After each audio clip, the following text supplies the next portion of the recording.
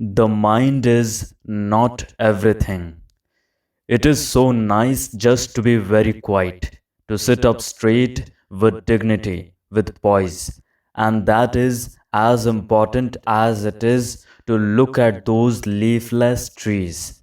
Have you noticed how lovely those trees are against the pale blue of the morning sky? The naked branches of a tree reveal its beauty, and trees also have an extraordinary beauty about them in the spring, in the summer, and in the autumn. Their beauty changes with the seasons, and to notice this is as important as it is to consider the ways of our own life. Whether we live in Russia, in America, or in India, we are all human beings. As human beings, we have common problems, and it is absurd to think of ourselves as Hindus, Americans, Russians, Chinese, and so on. There are political, geographic, racial, and economic divisions. But to emphasize, the divisions only breeds antagonism and hatred. Americans may be for the moment far more prosperous, which means that they have more gadgets, more radios, more television sets, more of everything, including a surplus of food. While in this country, there is so much starvation, squalor, overpopulation, and unemployment.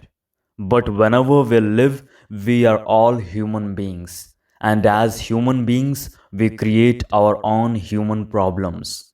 And it is very important to understand that in thinking of ourselves as Hindus, Americans, or Englishmen, or as white, brown, black, or yellow, we are creating needless barriers between ourselves. One of our main difficulties is that modern education all over the world is chiefly concerned with making us mere technicians. We learn how to design jet planes, how to construct paved roads, how to build cars, or run the latest nuclear submarines. And in the midst of all this technology, we forget that we are human beings, which means that we are filling our hearts with the things of the mind. In America, automation is releasing more and more people from long hours of labor, as it will presently be doing in this country. And then we shall have the immense problem of how to utilize our time. Huge factories now employing many thousands will probably be run by a few technicians. And what is to become of all the other human beings who used to work there and who will have so much time on their hands? Until education begins to take this and other human problems into account, our lives will be very empty. Our lives are very empty now, are they not? You may have a college degree, you may get married and be well off. You may be very clever, have a great deal of information, know the latest books, but as long as you fill your heart with the things of the mind, your life is bound to be empty, ugly, and it will have very little meaning. There is beauty and meaning in life only when the heart is cleansed of the things of the mind. You see, all this is our own individual problem. It is not some speculative problem that doesn't concern us. If, as human beings, we don't know how to care for the earth and the things of the earth, if we don't know how to love our children and are merely concerned with ourselves, with our personal or national advancement and success, we shall make our world hideous, which is what we are already doing. One country may become very rich, but its riches are a poison as long as there is another country which is starving. We are one humanity, the earth is ours to share, and with loving care, it will produce food, clothing, and shelter for us all.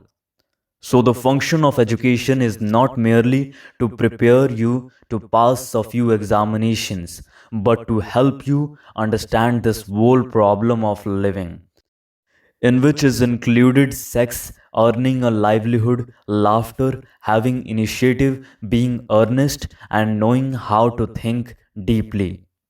It is also our problem to find out what God is, because that is the very foundation of our life. A house cannot stand for long without a proper foundation, and all the cunning inventions of man will be meaningless if we are not seeking out what is God or truth. The educator must be capable of helping you to understand this, for you have to begin in childhood, not when you are 60. You will never find God at 60, for at that age, most people are worn out, finished. You must begin when you are very young, because then you can lay the right foundation so that your house will stand through all the storms that human beings create for themselves. Then you can live happily, because your happiness is not dependent on anything. It is not dependent on saris and jewels, on cars and radios, on whether somebody loves or rejects you. You are happy not because you possess something, not because you have position, wealth, or learning, but because your life has meaning in itself. But that meaning is discovered only when you are seeking out reality from moment to moment. And reality is in everything. It is not to be found in the church, in the temple, in the mosque, or in some ritual. To seek out reality, we must know how to go about removing the dust of centuries that has settled upon it. And please believe me that search for reality is true education. Any clever man can read books and accumulate information, achieve a position, and exploit others. But that is not education. The study of certain subjects is merely a very small part of education. But there is a vast area of our life for which we are not educated at all, and to which we have no right approach.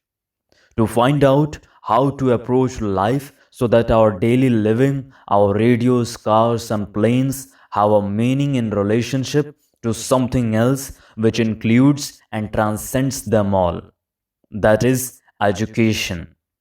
In other words, education must begin with religion. But religion has nothing to do with the priest, with the church, with any dogma or belief. Religion is to love without motive, to be generous, to be good, for only then are we real human beings. But goodness, generosity, or love does not come into being save through the search for reality. Unfortunately, this whole vast field of life is ignored by the so called education of today. You are constantly occupied with books which have very little meaning, and with passing examinations which have still less meaning. They may get you a job, and that does have some meaning. But presently, many factories will be run almost entirely by machines, and that is why we must begin now to be educated to use our leisure rightly, not in the pursuit of ideals, but to discover and understand the vast areas of our existence of which we are now unconscious and know nothing. The mind, with its cunning arguments, is not everything. There is something vast and immeasurable beyond the mind, a loveliness which the mind cannot understand. In that immensity, there is an ecstasy, a glory, and the living in that. The experiencing of that is the way of education. Unless you have that kind of education, when you go out into the world, you will perpetuate this hideous mess which past generations have created. So, teachers and students, do think about all this. Don't complain, but put your shoulder to the wheel and help to create an institution where religion, in the right sense, is investigated, loved, worked out, and lived. Then you will find that life becomes astonishingly rich, far richer than all the bank accounts in the world.